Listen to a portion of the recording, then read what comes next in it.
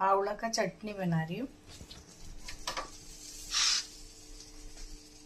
उसमें जो इंग्रेडिएंट है, ग्रेट किया हुआ नारियल और कड़ी पत्ता, ओनियन और मिर्ची और आंवला एक बड़ा वाला और छोटा टुकड़ा अदरक और नमक।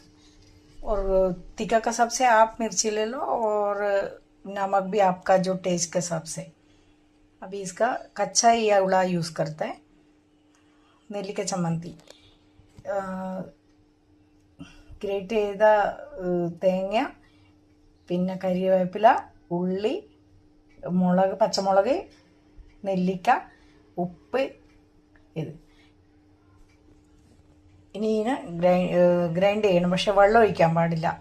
इसमें ना पानी नहीं डालने का चटनी बनाने के टाइम।